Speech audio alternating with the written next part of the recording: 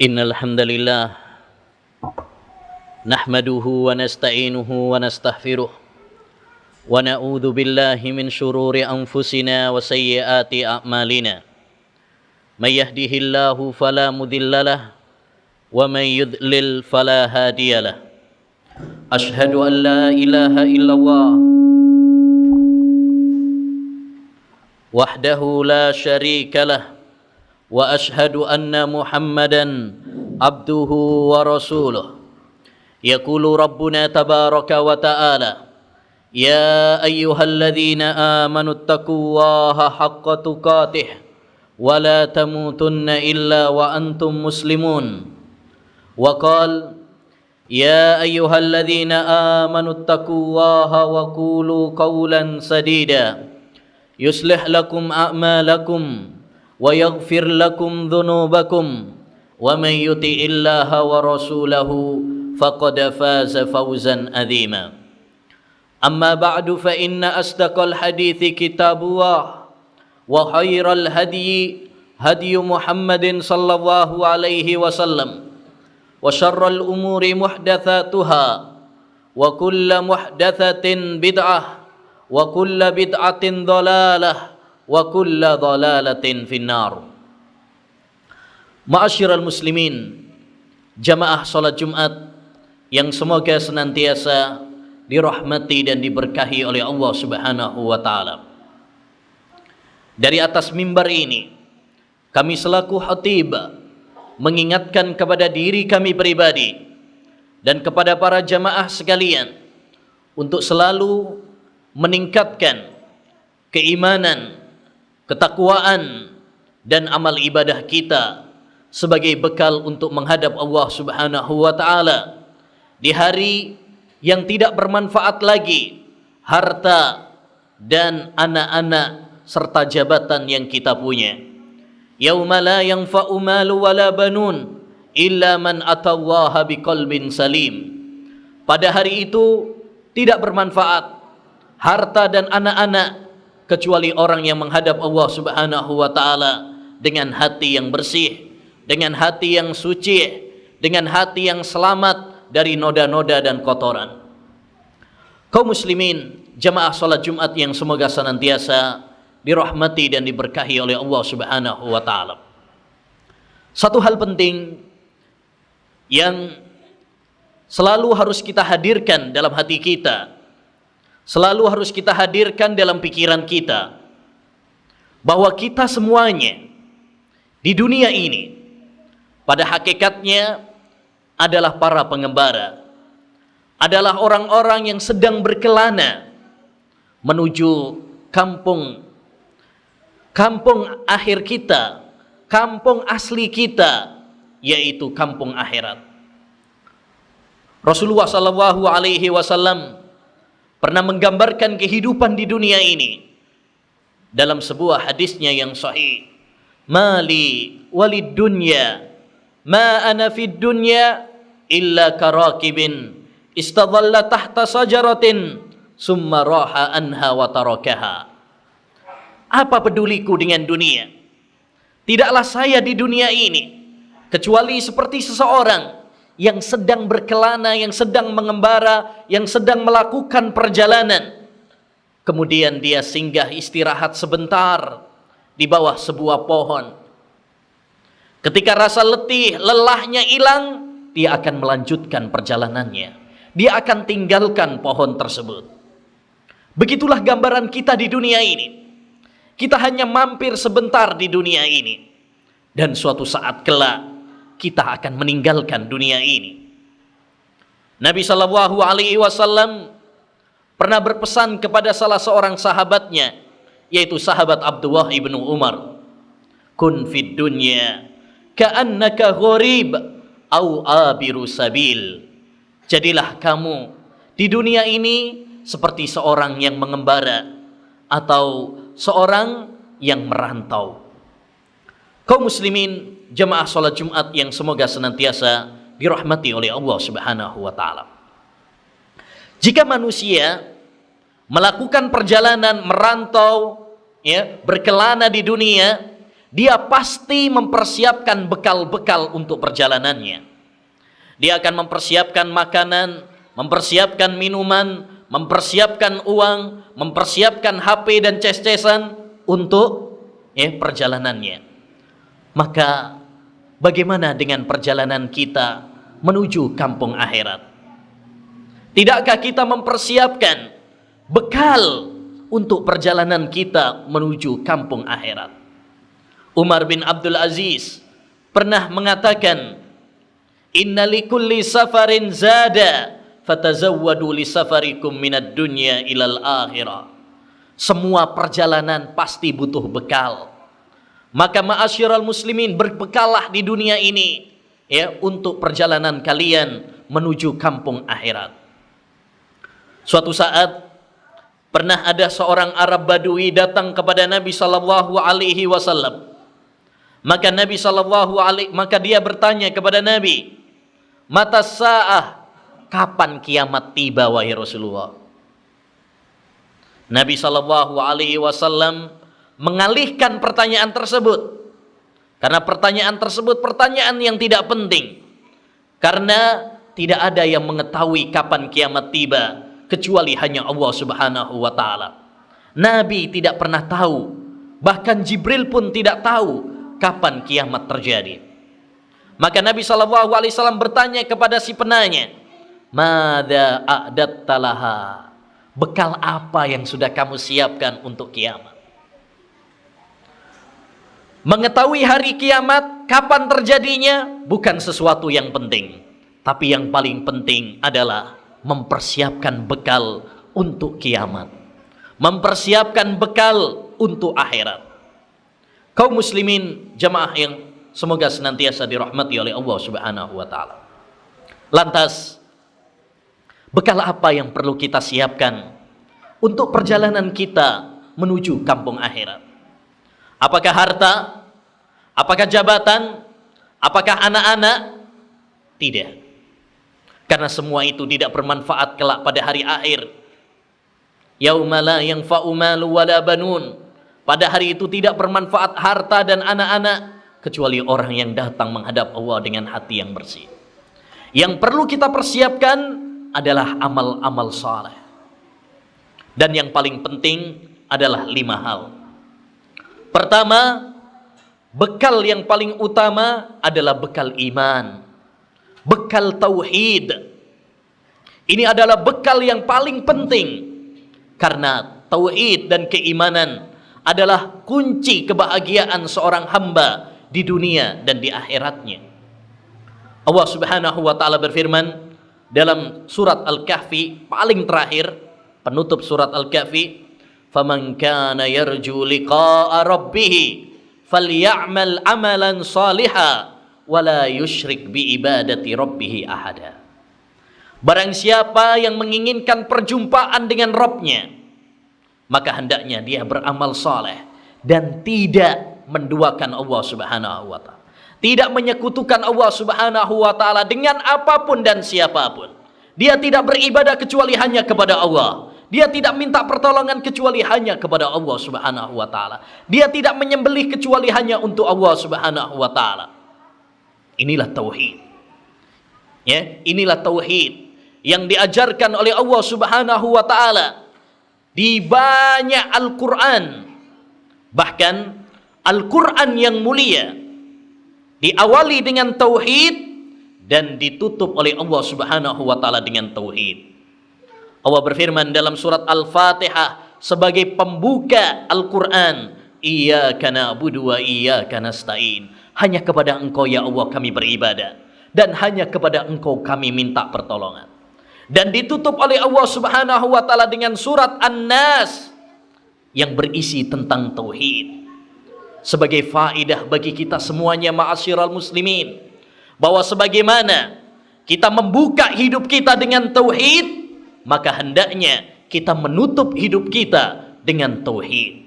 Wala tamutunna illa wa antum muslimun. Janganlah kalian meninggal dunia kecuali dalam keadaan Islam, kecuali dalam keadaan iman, kecuali di atas tauhid.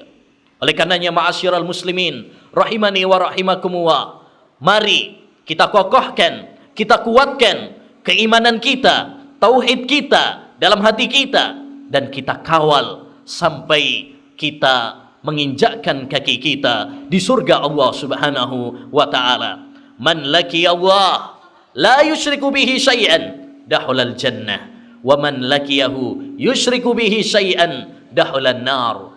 Barang siapa yang bertemu dengan Allah meninggal dunia dan dia tidak menyekutukan Allah, dia hanya beribadah kepada Allah, maka dia akan masuk surga.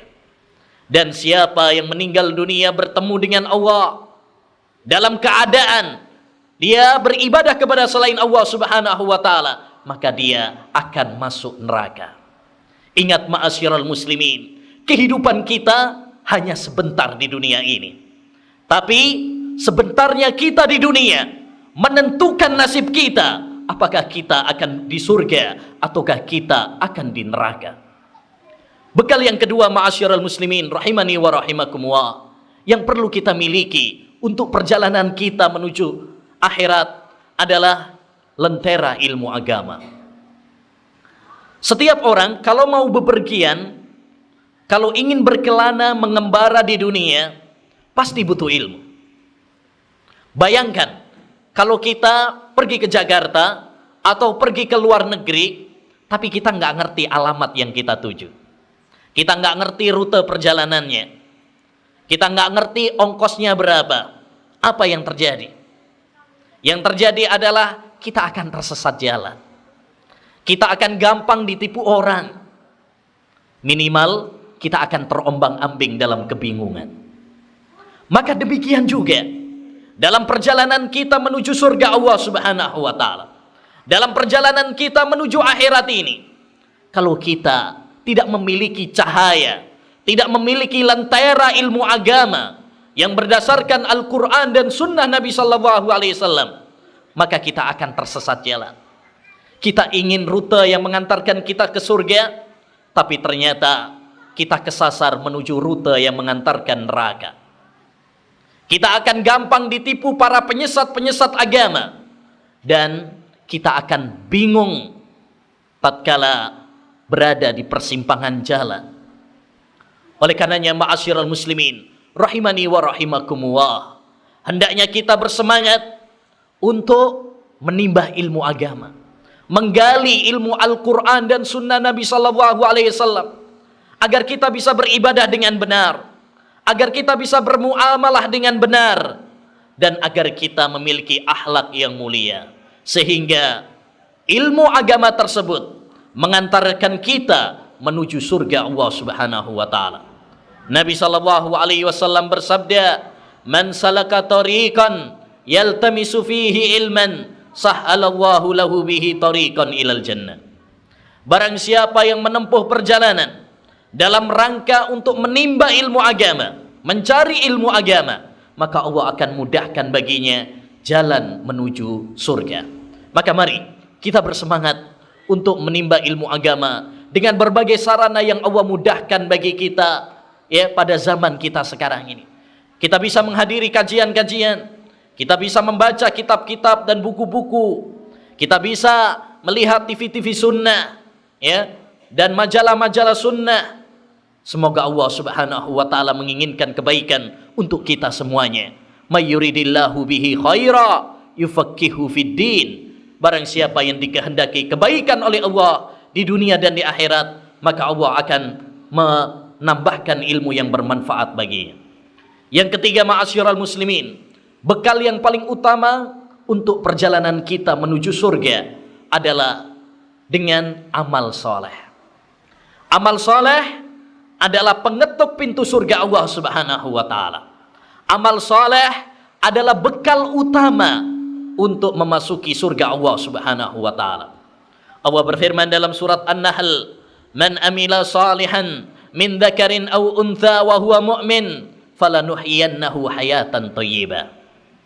Barang siapa yang beramal saleh, baik pria maupun wanita, maka kami akan memberikan kepadanya kebahagiaan di dunia dan kebahagiaan di akhirat, yaitu dengan surga Allah Subhanahu wa taala.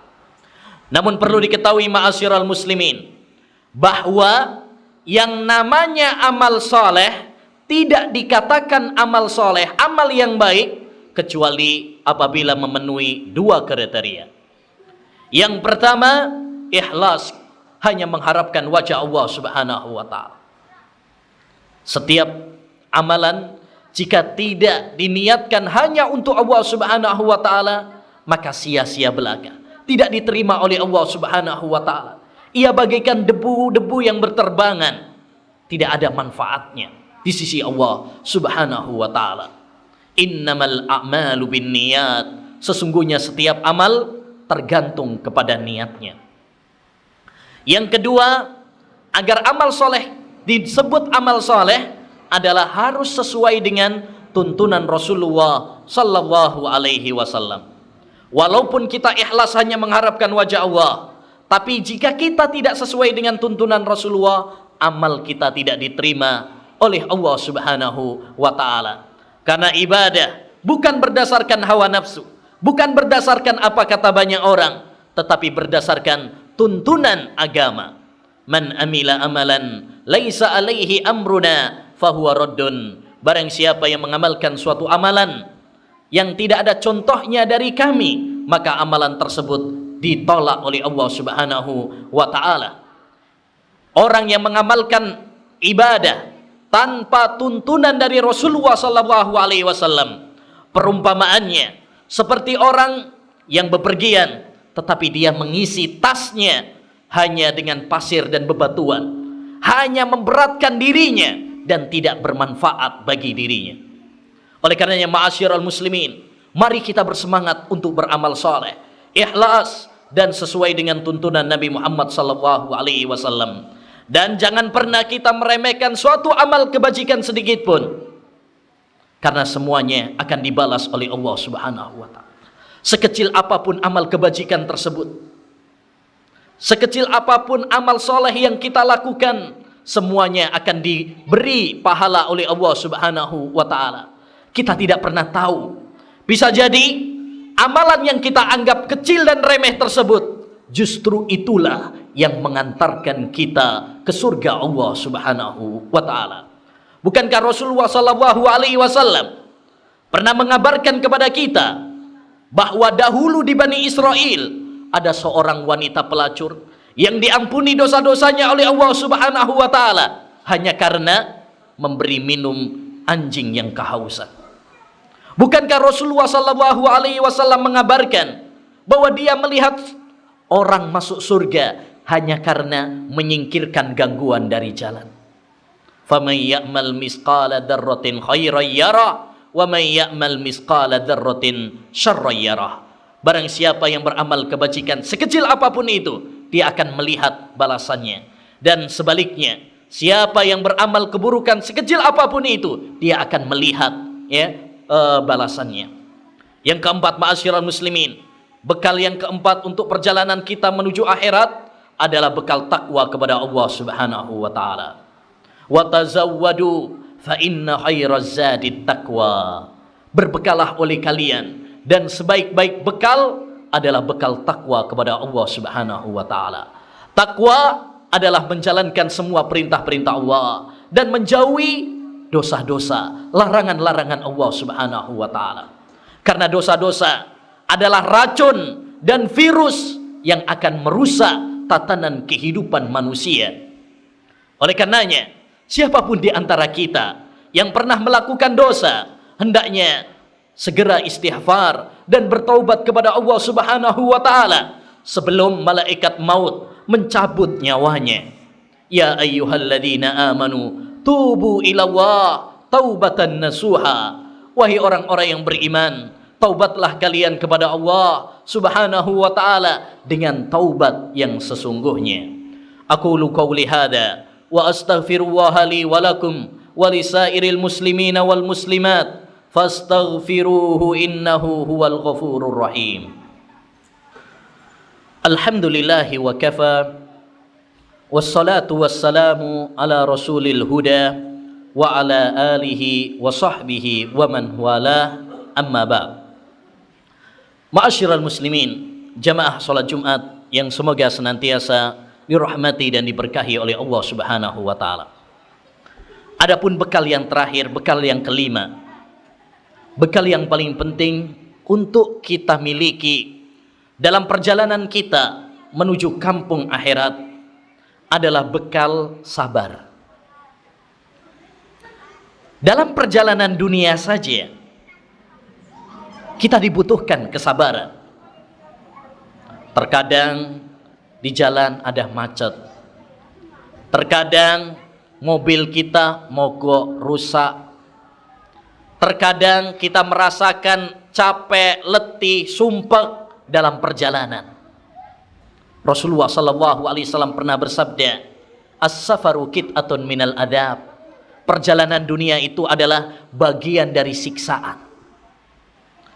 Kalau dalam perjalanan dunia saja kita diperlukan kesabaran, maka bagaimana dalam perjalanan kita menuju akhirat? Kita butuh benteng kesabaran dalam mengarungi kehidupan ini. Karena dalam kehidupan ini kita tidak selalu tersenyum, kita tidak selalu tertawa. Ya, kadang kita tersenyum dan tertawa, tapi kadang pula kita menangis. Terkadang kita sedih, tertimpa ujian dan cobaan dari Allah Subhanahu wa taala. Oleh karenanya, apapun yang menimpa pada diri kita, baik itu berupa kenikmatan ataupun berupa cobaan, mari kita sikapi dengan kecerdasan. Rasulullah sallallahu alaihi wasallam pernah bersabda, "Ajaban li amril mu'min, inna amrahu kullahu khair." Sungguh menakjubkan urusan orang yang beriman itu. Seluruh urusannya baik baginya. In asabathu sarra'u syakar fakana khairan lahu. Kalau dia mendapatkan kenikmatan dia sabar, kalau dia mendapatkan kenikmatan dia bersyukur kepada Allah dan itu baik baginya. Wa in asabathu dharra'u sabar fakana khairan lahu. Dan jika dia tertimpa musibah bencana, dia hadapi dengan sabar dan itu pun baik baginya. Maka ma'asyiral muslimin, musibah dan cobaan apapun yang menimpa diri kita, tidak ada istilahnya bagi seorang mukmin untuk stres menghadapinya. Apalagi sampai bunuh diri hanya karena ujian dan cobaan yang menerpanya. Dia harus tegar, dia harus kuat, dia harus sabar menghadapi cobaan apapun yang menerpa dirinya. Rasulullah sallallahu alaihi wasallam menggambarkan seorang mukmin seperti pohon yang kuat. Masalul mu'min masaluz zara la tazalur riyahu tufi'ah. Perumpamaan orang yang beriman itu seperti pohon yang kuat. Lihat dan mari kita belajar dari sebuah pohon. Dia kehujanan, dia kepanasan, dia tertepa angin. Kadang ke kanan, kadang ke kiri, kadang ke timur dan kadang ke barat, tapi dia tetap tegar. Maka demikian juga seorang mukmin. Ketika tertimpa musibah, bencana apapun, baik hartanya, pekerjaannya, keluarganya, dia hadapi dengan kesabaran. Dia hadapi dengan kesabaran. Dia serahkan sepenuhnya kepada Allah Subhanahu wa taala. Karena di balik semua itu pasti ada hikmah yang diinginkan oleh Allah Subhanahu wa taala. Akhirnya ma'asyiral muslimin, rahimani wa rahimakumullah. Saya mengingatkan kepada diri kami pribadi dan kepada para jamaah sekalian bahwa kehidupan kita di dunia ini hanya sebentar saja. Mari kita sadari bahwa kita semuanya pasti akan mati. Kullu nafsin dha'iqatul maut. Semua yang bernyawa pasti akan mati. Kemanapun kita berlari, kemanapun kita berlindung, kita tidak akan bisa selamat dari intayan kematian. Mungkin kita bisa sembuh dari penyakit kita, mungkin kita bisa selamat dari musibah, tapi kita tidak akan bisa selamat dari intayan kematian. Malaikat maut, apabila Allah Subhanahu wa taala telah mengutusnya untuk mencabut nyawa kita, dia tidak pernah pilih kasih. Dia tidak pernah pandang bulu, entah pria ataupun wanita, entah miskin ataupun kaya, tua, muda, bahkan balita. Jika Allah Subhanahu wa taala telah memerintahkannya untuk mencabut nyawa manusia, maka pastilah itu terjadi. Janganlah kita tertipu dengan kehidupan dunia. Kehidupan dunia ini adalah kehidupan yang hina dan fana. Rasulullah SAW menggambarkannya tidak lebih dari sayap seekor nyamuk. Rasulullah SAW menggambarkannya tak lebih dari bangkai kambing yang cacat. Maka orang yang cerdas adalah orang yang tidak tertipu hanya untuk berebut sayap nyamuk, hanya berebut untuk bangkai kambing yang cacat, kemudian melupakan akhirat yang indah, surga yang penuh dengan kenikmatan. Rasulullah SAW pernah bersabda, "Mad dunya fil akhirah illa mislu ma yaj'alu ahadukum usbu'ahu fil yam falyandur madza yarji." Perumpamaan surga dibandingkan dengan dunia, nggak ada apa-apanya dunia ini. Perumpamaannya seperti orang yang mencelupkan jarinya ke lautan, kemudian dia menariknya. Perhatikanlah, hanya berapa tetes air yang nempel di jarinya. Tetesan air yang menempel itulah kehidupan dunia. Sedangkan hamparan lautan yang begitu luas, itulah surga Allah Subhanahu wa ta'ala yang kekal dan abadi. Maka orang yang cerdas adalah orang yang mengejar surga Allah Subhanahu wa ta'ala. Orang yang cerdas adalah orang yang mati-matian membangun istana rumahnya di surga Allah Subhanahu wa ta'ala. Bukan orang yang mati-matian hanya untuk membangun rumah di dunia. Akhirnya kita berdoa kepada Allah Subhanahu wa ta'ala agar Allah Subhanahu wa ta'ala mengampuni dosa-dosa kita, agar Allah Subhanahu wa ta'ala memberikan semangat kepada kita untuk beramal soleh, untuk surga Allah Subhanahu wa ta'ala, dan tidak tertipu dengan gemerlapnya dunia. Rabbana zalamna anfusana wa illam taghfir lana wa tarhamna lanakunanna minal khasirin.